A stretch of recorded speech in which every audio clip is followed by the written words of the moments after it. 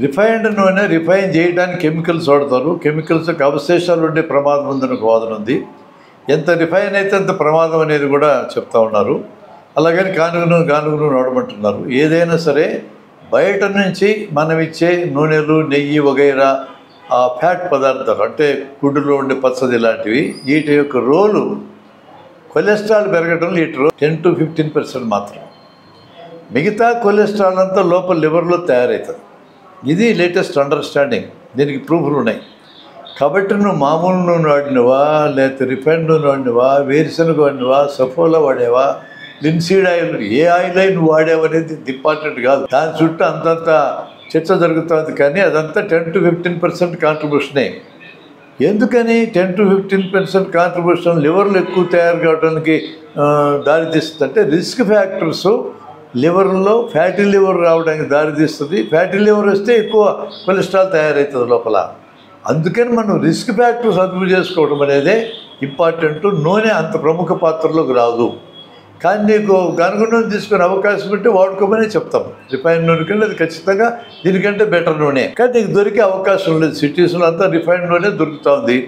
కాబట్టి నూనె దానంతటదే ప్రమాదాలంతా తెచ్చిపెట్టద్దని కాదు. నూనె యొక్క ప్రమాదం తీసుకురాగల దాని శక్తి 10 to 15%.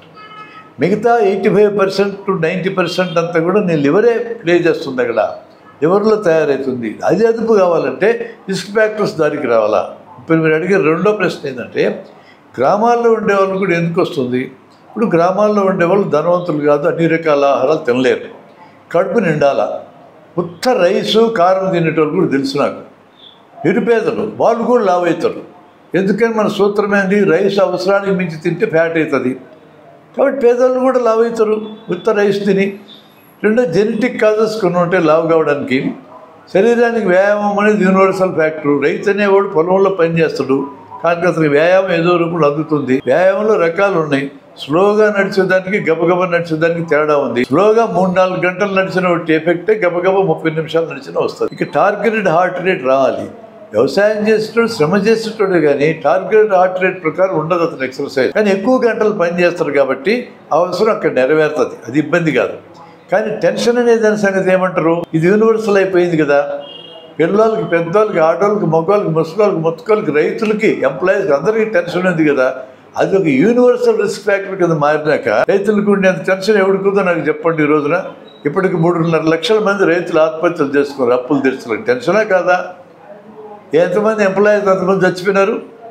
ఆ తర్వాత నెక్స్ట్ సంఖ్య డాక్టర్లు ఉన్నారు, ఎక్కువ మంది చచ్చిపోతున్నారు టెన్షన్తో. ఇట్లా రకరకాల గ్రూప్స్ ఉన్నారు, టెన్షన్ ఉండే గ్రూప్స్. కాబట్టి టెన్షన్ కాంట్రిబ్యూటర్ ఫ్యాక్టరీ కదా గుండె జబ్బులకి. టెన్షన్ గుండె జబ్బులకి కాదు కాంట్రిబ్యూటర్ ఫ్యాక్టర్. షుగర్ రావడానికి, బీపీ రావడానికి, ఒబేసిటీ లావు ఎక్కడానికి కూడా టెన్షన్ కారణం. ఇంకా క్యాన్సర్లు, ఇతర అంశాలు కూడా ఉన్నాయి టెన్షన్కి ఉపయోగపడే దారితీసేవి. కాబట్టి మీరు అడిగిన మొదటి ప్రశ్న ఏంటంటే రైతులైనా కష్టపడే వాళ్ళైనా రైస్ ఎక్కువ తింటే లావు అయ్యే అవకాశం ఉంది, రైస్ ఎక్కువ తింటే ఫ్యాట్ అయ్యే అవకాశం ఉంది. రెండోది వాళ్ళు టార్గెటెడ్ హార్ట్ రేట్ రీచ్ అయ్యేటట్టు వాళ్ళ ఎక్సర్సైజ్ ప్యాటర్న్ ఉండదు. వాళ్ళ ఎక్సర్సైజ్ ప్యాటర్న్ లో గ్రేడ్ ఎక్సర్సైజ్ ఉంటుంది.